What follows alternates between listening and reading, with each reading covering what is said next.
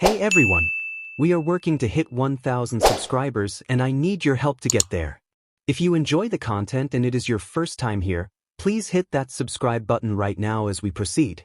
Subscribe to this channel right now because the Blue Jays are giving us everything we could possibly want from a spring training camp that is delivering news, performances, and storylines at a pace that is genuinely difficult to keep up with, and today's breakdown has multiple threads worth pulling on. Max Scherzer is officially confirmed back in Blue Jays colors on a $3 million base deal with incentives that could push the total to $13 million, and the more you sit with that number the more you appreciate the absolute daylight robbery Ross Atkins just pulled off in broad view of the entire baseball world. Ernie Clement went 3 for 3 and was a home run away from the cycle in yesterday's game. Continuing a spring training performance that has been so consistently excellent it is starting to feel less like a hot streak and more like a declaration. Cody Pon made his Blue Jays spring debut and immediately started throwing 96 miles per hour, which is a number that needs significant context to be properly appreciated. And Tiedemann's elbow soreness update provides the one note of genuine concern in what is otherwise a spring training picture that is building towards something genuinely exciting. Let us get into all of it because there is a lot of ground to cover and every piece of it matters. Let us start with Scherzer, because even though the signing was confirmed last night and this channel covered it immediately when the news broke, the daylight hours have produced additional context and additional reporting that makes the deal look even better than the midnight reaction suggested. $3 million in base salary, with incentives capping at $13 million. For Max Scherzer, a 41-year-old pitcher who pitched in Game 7 of the World Series last year, who has 3 Cy Young Awards on his resume, who has been one of the most respected and most feared competitors in professional baseball for the better part of 2 decades. The base commitment of $3 million is, by every available measure, an extraordinary value for the Blue Jays, a number that makes this signing almost unfair to every other team in baseball that was presumably aware Scherzer was available and chose not to move aggressively enough to secure him at this price. The incentive structure is the intelligent part of the construction that makes the deal work for both parties. If Scherzer stays healthy and pitches effectively, the incentives trigger and he earns compensation appropriate to his production. If his arm allows him to contribute in only a limited capacity, 5 starts, 8 starts, whatever his body permits, the Blue Jays have paid $3 million for what he represents in the clubhouse, and that $3 million is among the most efficiently spent money in their entire roster budget. There is no scenario in which this deal is bad for the Blue Jays. Ross Atkins did not just cook this offseason. He catered the entire meal. The clubhouse dimension of the Scherzer signing is the piece that deserves its fullest possible treatment, because it is the primary reason the Blue Jays pursued him with the consistency and the patience that eventually produced this contract, and it is the piece that the conventional on-field analysis of a 41-year-old pitcher consistently undervalues. Max Scherzer is a competitor of a specific and rare type, the kind whose preparation standards, whose approach to game planning, whose relationship with the craft of pitching as a disciplined and continuously evolving practice rather than a physical gift to be exercised, sets a daily standard in any professional environment he enters that elevates the people around him simply by demonstrating what genuinely elite professionalism looks like. When he is in this dugout, Trey Savage is watching someone who has been doing this for 20 years with the same intensity and the same attention to detail that he brought to his first professional start. When Tiedemann eventually returns from his elbow soreness setback and begins his ramp-up toward meaningful contributions, he has access to a pitcher who has navigated arm health challenges across a long career and who understands from direct personal experience the specific psychological and physical management that producing consistent performance across a full professional season requires. The Blue Jays did not sign Max Scherzer to win starts. They signed him to win championships, and the path to that outcome runs through the development of the young arms who are going to carry this organization for the next decade. The $3 million investment looks increasingly like one of the shrewdest organizational decisions made anywhere in baseball this offseason. Now let us talk about Ernie Clement, because the spring training performance he is putting together deserves its proper celebration and its proper analytical treatment rather than being treated as a footnote below the Scherzer news. 3 for 3 yesterday. A double in the first inning. A triple in the third. A single to close out a performance that missed the cycle only because the home run refused to cooperate.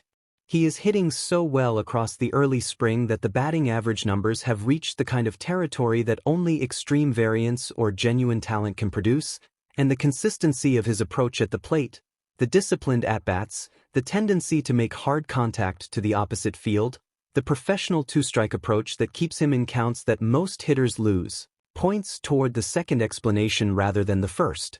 Clement is heading to the World Baseball Classic, which means the repetitions he is accumulating right now in spring training are going to continue into a competitive environment that carries more weight and more intensity than the typical Grapefruit League schedule.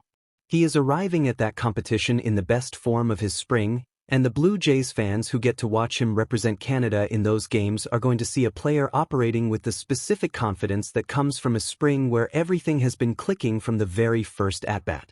The Cody Pon's debut is the performance that probably generated the most genuine surprise of anyone in camp yesterday, and the specific statistical context that one analyst unearthed about his velocity makes the 96 miles per hour reading considerably more remarkable than it would appear on its own. Here is the relevant history. Across 2 seasons of Major League appearances with the Pittsburgh Pirates, Ponce never once exceeded 93 miles per hour on his fastball. Not once. 93 was his ceiling in the major leagues, and the results that ceiling produced were the kind that send pitchers back to the minor leagues to figure out what went wrong and how to fix it. Yesterday, in his first spring training appearance in a Blue Jays uniform, he was averaging 96 miles per hour. On his first 3 pitches. Against a Detroit Tigers lineup that included genuine major league regulars in Riley Green and Parker Meadows. He threw 1 inning. 0 base runners allowed. 2 strikeouts. Clean, dominant, and 3 miles per hour faster than anything he showed at the major league level in his previous professional career. John Schneider confirmed that Ponce is a locked-in rotation starter, not a player who needs to earn his spot through spring competition but a pitcher whose role is established and whose job is to demonstrate the form that will make him effective when the games count. What he demonstrated yesterday was a fastball profile that did not exist when he was pitching for Pittsburgh. 3 miles per hour of velocity gain changes a pitcher's entire arsenal because it changes how every secondary pitch plays off the heater. A changeup that was average against 93 miles per hour becomes genuinely deceptive against 96. A breaking ball that opponents could sit on against a slower fastball becomes considerably more disruptive when the heater is arriving 3 miles per hour faster than their timing mechanism expects. If Ponce's velocity is genuinely and sustainably sitting at 96 rather than peaking at it in a single spring training appearance, the Blue Jays rotation may have a piece that was significantly underestimated in every pre-spring projection.